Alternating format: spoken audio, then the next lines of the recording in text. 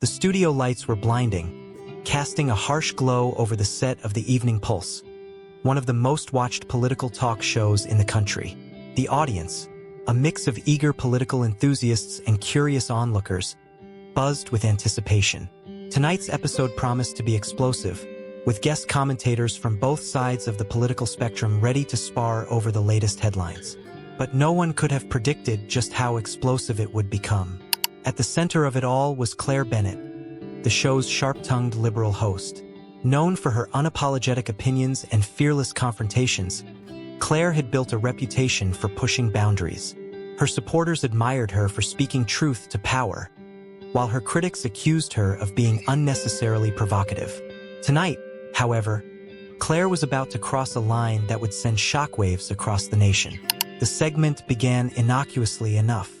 The topic of discussion was the recent controversy surrounding the Trump family, a subject that never failed to generate heated debate.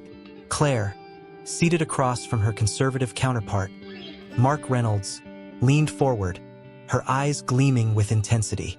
The conversation started with the usual back and forth, policy critiques, partisan jabs, and the occasional interruption. But then, something shifted. "Let's be honest here," Claire said, her voice dripping with disdain. "The Trump family has been a disaster for this country. And Melania, please, what has she even done as First Lady besides stand there and look pretty?" The audience gasped. Mark's eyes widened, but Claire pressed on, her tone growing more venomous. "She's nothing more than a trophy wife, a walking mannequin. No substance, no purpose, just a pretty face for the cameras." The room fell silent. Even the crew behind the cameras seemed to freeze, unsure of how to react. Mark opened his mouth to interject, but Claire wasn't finished. "And let's not forget her Be Best campaign. What a joke. How can she preach about kindness and anti-bullying when her own husband is the biggest bully of all?" The audience erupted into a mix of applause and murmurs. Some cheered Claire's boldness, while others exchanged uneasy glances.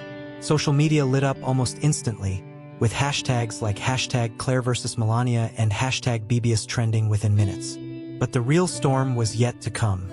As the segment continued, Claire doubled down on her criticism, her words growing harsher with each passing second. "Melania Trump is a disgrace to the role of First Lady. She's done nothing to earn the respect of the American people. She's just another pawn in her husband's game, and frankly, I'm tired of pretending otherwise." By the time the commercial break rolled around, the damage was done. The clip of Claire's tirade was already making its way across the internet, sparking outrage and debate. Supporters of the Trump family were quick to condemn her, while her fans praised her for telling it like it is. But one person in particular was not about to let this slide. Donald Trump, ever vigilant and always ready to defend his family, was watching, and he was furious. The internet was ablaze. Within minutes of Claire Bennett's scathing remarks about Melania Trump, social media platforms were flooded with reactions. Twitter, Facebook, and Instagram were dominated by hashtags like #DefendMelania, #ClaireCrossTheLine, and #TrumpStrikesBack. The clip of Claire's tirade had gone viral, racking up millions of views and sparking a fierce debate between her supporters and detractors. But the real storm was brewing elsewhere.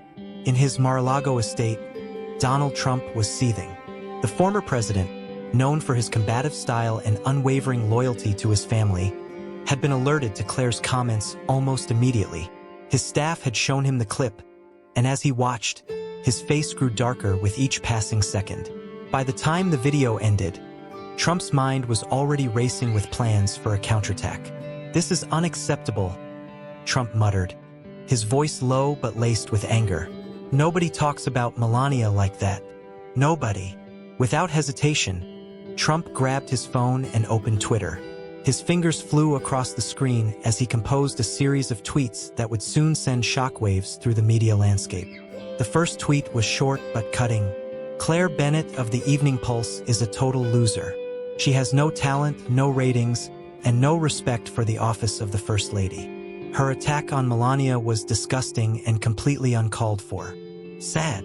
The tweet was posted at 9:17 p.m., and within seconds, it began to trend. Trump's followers rallied behind him, flooding Claire's social media accounts with angry messages and demands for an apology. But Trump wasn't done. A second tweet followed just minutes later.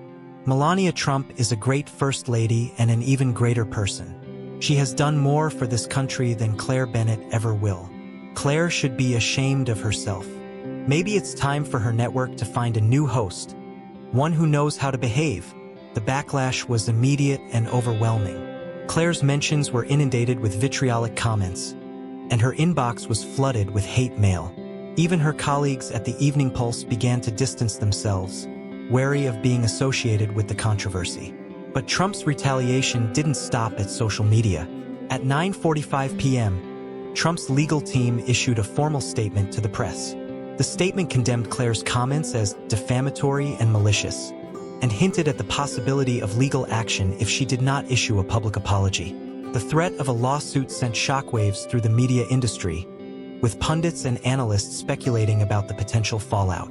Meanwhile, Claire was scrambling to contain the damage. Backstage at the studio, she huddled with her producers, trying to devise a strategy to mitigate the backlash. But before she could even catch her breath, her phone buzzed with a notification. Trump had just posted another tweet. "Claire Bennett, you have 24 hours to apologize to Melania. If you don't, you'll be hearing from my lawyers. And trust me, you don't want that." The ultimatum sent Claire into a panic.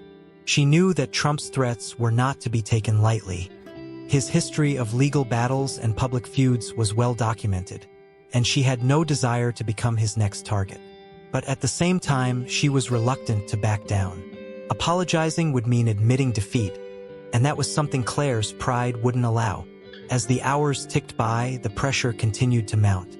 News outlets across the country picked up the story, with headlines like, "Trump declares war on TV host," and "Claire Bennett under fire for Melania comments."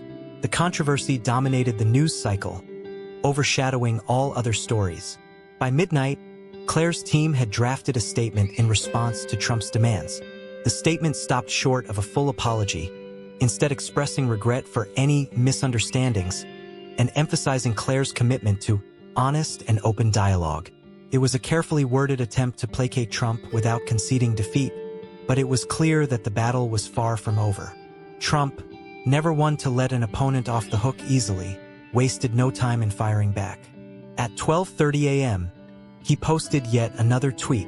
"Claire Bennett's apology is a joke. She doesn't mean a word of it. If she doesn't give a real apology, she'll be hearing from my lawyers very soon. Melania deserves better." The tweet was accompanied by a link to a video montage of Melania's accomplishments as First Lady, set to an uplifting orchestral score. The message was clear. Trump was not backing down, and he was prepared to go to war to defend his wife's honor. As the night wore on, the tension continued to escalate. Claire's team debated their next move, while Trump supporters rallied behind him, flooding social media with messages of support for Melania. The stage was set for a showdown, and the entire country was watching. By the time the sun rose the next morning, the battle lines had been drawn. Claire Bennett had unwittingly ignited a firestorm, and Donald Trump was determined to make sure she paid the price. The question on everyone's mind was simple: what would happen next? The morning after Claire Bennett's controversial remarks and Donald Trump's fiery response, the media landscape was in chaos. News outlets were running non-stop coverage of the feud, with pundits and analysts dissecting every word, tweet, and statement. Social media was a battleground, with hashtags like #ClaireVersusTrump and #MelaniaDeservesBetter trending worldwide. But the real drama was just beginning. Claire, still reeling from the backlash, arrived at the Evening Pulse studio early that morning. Her face was pale, her eyes shadowed with exhaustion. She had barely slept, tossing and turning as she replayed the events of the previous night in her mind. Her team had advised her to lay low, but Claire knew that silence wasn't an option. She had to address the controversy head-on. At 10 a.m., the Evening Pulse went live with a special broadcast. The studio was tense, the air thick with anticipation. Claire sat at her desk, her usual confidence tempered by a hint of unease. She began the segment by addressing the elephant in the room. Last night, I made some comments about Melania Trump that have sparked a great deal of controversy, Claire said, her voice steady but cautious. While I stand by my right to express my opinions, I want to clarify that my words were not intended to personally attack Mrs. Trump. My criticism was directed at the policies and actions of the Trump administration, not at her as an individual. The audience, both in the studio and at home, listened intently. Claire's tone was conciliatory, but her words were carefully chosen. She was walking a tightrope, trying to defuse the situation without fully backing down. But before she could continue, the unexpected happened. The studio's phone lines lit up like a Christmas tree. One of the producers, visibly flustered, rushed over to Claire and whispered something in her ear. Claire's eyes widened, and for a moment, she looked genuinely stunned. Then, she composed herself and addressed the camera. "Ladies and gentlemen, we've just received word that former President Donald Trump is on the line and would like to join us live. We're going to take his call now." The announcement sent shockwaves through the studio. The crew scrambled to patch the call through, while the audience erupted into a mix of gasps and murmurs. This was unprecedented. A live, unscripted confrontation between Claire Bennett and Donald Trump. The tension was palpable. Trump's voice boomed through the speakers, sharp and commanding. "Claire, you've got a lot of nerve trying to spin this after what you said last night. You insulted my wife and now you're trying to play the victim. It's pathetic." Claire, caught off guard but determined to hold her ground, responded, "Mr. Trump, I appreciate your call, but I think it's important to clarify that my comments were not a personal attack on Melania. They were about the role of the First Lady and the policies of your administration." Trump cut her off, his tone dripping with sarcasm. "Oh, please, Claire. You called her a walking mannequin and a disgrace. Don't try to sugarcoat it now. You owe her an apology, and you owe the American people an apology for your biased, disrespectful reporting." The audience was on the edge of their seats. Claire, realizing that she was in the hot seat, took a deep breath and tried to steer the conversation back to safer ground. "Mr. Trump, I understand that you're upset, but let's not lose sight of the bigger picture. This is about holding public figures accountable and having an honest discussion about the issues." But Trump wasn't having it. "The bigger picture, Claire, is that you crossed a line. You attacked my family, and now you're trying to weasel your way out of it. Well, I'm not going to let you get away with it. You're a disgrace to journalism, and you should be ashamed of yourself." The exchange grew increasingly heated, with both Claire and Trump talking over each other. The studio crew looked on in stunned silence, unsure of how to intervene. The audience, meanwhile, was riveted. This was reality TV at its most dramatic, a no-holds-barred showdown between two larger-than-life personalities. Finally, after several minutes of back and forth, Claire managed to regain control of the conversation. "Mr. Trump, I hear your concerns, and I respect your right to defend your family. But I also stand by my right to express my opinions, even if they're unpopular. Let's agree to disagree and move on." Trump, however, wasn't ready to let it go. "We're not moving on, Claire. You owe Melania an apology, and if you don't give one, you'll be hearing from my lawyers. This isn't over." With that, the call ended, leaving Claire and the studio in stunned silence.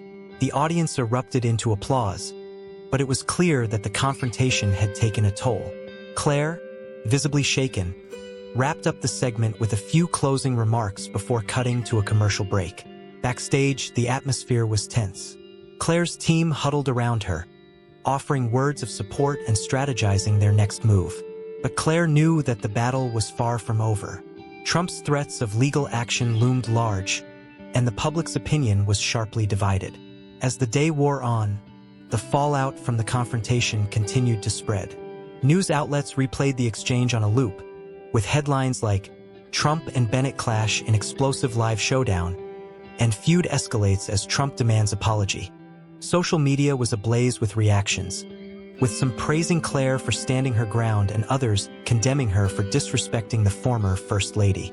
The aftermath of the explosive live confrontation between Claire Bennett and Donald Trump was nothing short of chaotic. The clip of their heated exchange spread like wildfire, dominating headlines and social media feeds across the country. Pundits dissected every word, tone, and gesture, while the public remained sharply divided. But for Claire, the real consequences were just beginning to unfold. By midday, the backlash against Claire had reached a fever pitch. Trump supporters, galvanized by his fiery defense of Melania, launched a coordinated campaign to pressure the Evening Pulse into taking action. Petitions demanding Claire's removal from the show began circulating online, amassing hundreds of thousands of signatures within hours.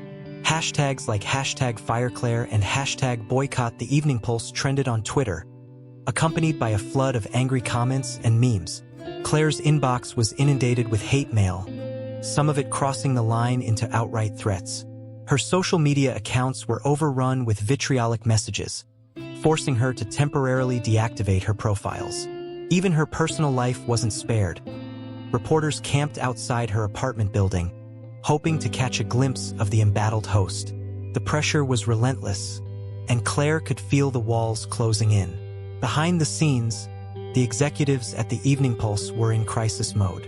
Emergency meetings were held as the network grappled with how to handle the situation. Ratings had skyrocketed in the wake of the controversy, but the negative publicity was taking a toll on the network's reputation. Advertisers began pulling their sponsorships, wary of being associated with the scandal. The higher-ups knew they had to act fast. Claire, meanwhile, was struggling to keep her composure. She had always prided herself on her resilience, but this was unlike anything she had ever faced. The weight of the backlash, combined with the looming threat of legal action from Trump, was overwhelming. Her team urged her to issue a full apology, but Claire resisted. She felt that backing down would be a betrayal of her principles, even if it meant putting her career on the line. The breaking point came that evening, when the Evening Pulse released an official statement addressing the controversy.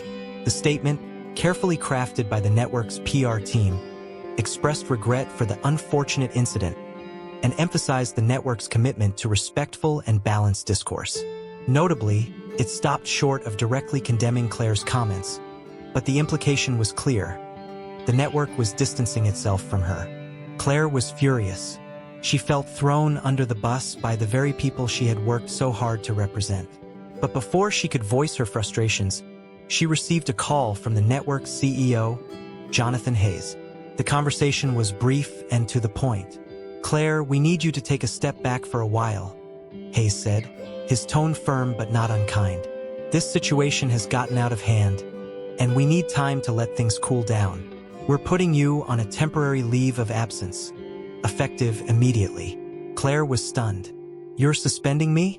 After everything I've done for this network?" "It's not a suspension," Hayes replied. "It's a pause. We need to protect the network, and right now that means taking you off the air." "I'm sorry, Claire, but this is the best decision for everyone involved." The call ended, leaving Claire feeling more isolated than ever.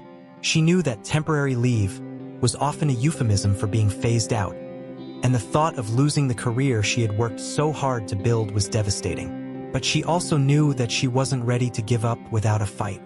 The next morning, Claire held a press conference outside her apartment. Flanked by her legal team, she addressed the media with a mix of defiance and vulnerability.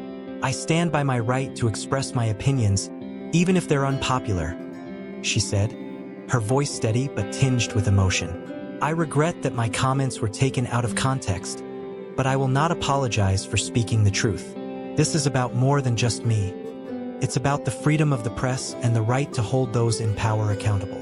The statement was met with mixed reactions. Some praised Claire for her courage, while others accused her of doubling down on her mistakes. Trump, never one to miss an opportunity to weigh in, quickly responded on Twitter. "Claire Bennett is a disgrace. She had her chance to apologize and she blew it. Now she's playing the victim. Pathetic." The tweet reignited the feud, drawing even more attention to the controversy. But for Claire, the battle was no longer just about defending herself. It was about standing up for what she believed in, no matter the cost. As the days turned into weeks, the fallout continued to ripple through the media landscape. Claire's temporary leave stretched on, and rumors began to swirl that she might not return to the Evening Pulse. The network, eager to move past the scandal, started testing new hosts for her time slot. Meanwhile, Trump's legal team filed a defamation lawsuit against Claire, further complicating her already precarious situation. But amidst the chaos, Claire found an unexpected silver lining. Her defiance had inspired a wave of support from fellow journalists, free speech advocates, and even some of her former critics. A crowdfunding campaign was launched to help cover her legal fees, and within days, it had surpassed its goal. Claire realized that while she might have lost the battle, she was still fighting the war. The question now was whether she could survive the fallout and emerge stronger on the other side. The stakes were higher than ever, and the world was watching. The storm that had engulfed Claire Bennett's life began to subside, but its effects lingered like the aftermath of a hurricane. The legal battle with Donald Trump dragged on, consuming her time, energy, and resources. The lawsuit, while largely seen as a strategic move to intimidate her, was a constant reminder of the high stakes she was playing for. Yet, amidst the chaos, Claire found herself at a crossroads, one that would ultimately redefine her career and her sense of purpose. The public's reaction to the controversy remained polarized. Trump's base continued to vilify Claire, painting her as a symbol of everything wrong with the media. On the other hand, her defiance had galvanized a growing number of supporters who saw her as a champion of free speech and accountability. This newfound following was a double-edged sword. While it provided her with a platform to amplify her voice, it also made her a target for even more scrutiny and criticism. Claire's temporary leave from the Evening Pulse stretched into months. The network, eager to distance itself from the scandal, quietly began searching for a permanent replacement. Claire knew her days at the show were numbered, but she refused to go down without a fight. She used her time away from the spotlight to regroup, reflect, and plan her next move. One evening, as she sat in her apartment surrounded by legal documents and notes, Claire received an unexpected call. It was from Evelyn Carter, a renowned journalist and the founder of The Independent Voice, a digital media platform known for its fearless reporting and commitment to journalistic integrity. Evelyn had been following Claire's story closely and saw an opportunity to bring her on board. "Claire, I've been watching everything that's happened," Evelyn said, her voice warm but firm. "I know you've been through hell, but I also know you're not done fighting. We'd love to have you at The Independent Voice. We're building something special here, and I think you'd be a perfect fit." Claire was taken aback. She had admired Evelyn's work for years and respected her unwavering dedication to truth and accountability. The offer felt like a lifeline, a chance to start anew in a space where she could be true to herself without the constraints of corporate media. After careful consideration, Claire accepted the offer. Her debut at The Independent Voice was met with both excitement and skepticism. Her first piece, a deeply personal essay titled "The Cost of Speaking Truth to Power," chronicled her journey through the controversy and the lessons she had learned along the way. It was raw, honest, and unflinchingly critical of the forces that had tried to silence her. The essay went viral, resonating with readers who had grown disillusioned with the state of modern media. Claire's voice, once muted by the backlash, found a new audience, one that valued her courage and authenticity. Her work at The Independent Voice quickly gained traction, earning praise from fellow journalists and activists alike. Meanwhile, the legal battle with Trump reached its climax. After months of back and forth, the lawsuit was ultimately dismissed by a judge who ruled that Claire's comments, while controversial, were protected under the First Amendment. The ruling was a significant victory, not just for Claire but for press freedom as a whole. Trump, ever the provocateur, took to Twitter to express his displeasure. "The system is rigged. Claire Bennett is a fraud, and the courts are letting her get away with it. Sad." But his words carried less weight this time. The public had grown weary of the feud, and the focus had shifted to Claire's resurgence. She had emerged from the controversy stronger and more determined than ever, a testament to her resilience and unwavering commitment to her principles. As the months passed, Claire's career continued to flourish. She became a leading voice at The Independent Voice, tackling pressing issues with the same passion and fearlessness that had defined her from the start. Her story became a case study in the power of perseverance, inspiring countless others to stand up for what they believed in, no matter the cost. The controversy with Trump, while a defining moment in her life, was no longer the center of her narrative. It was a chapter in a larger story, one that was still being written. Claire had learned that the price of speaking truth to power was high, but the cost of staying silent was even higher. In the end, she had no regrets. She had faced the storm head-on and come out the other side, battered but unbroken. And as she looked to the future, she knew that her voice, and the voices of those who dared to speak up, would continue to echo louder and clearer than ever before.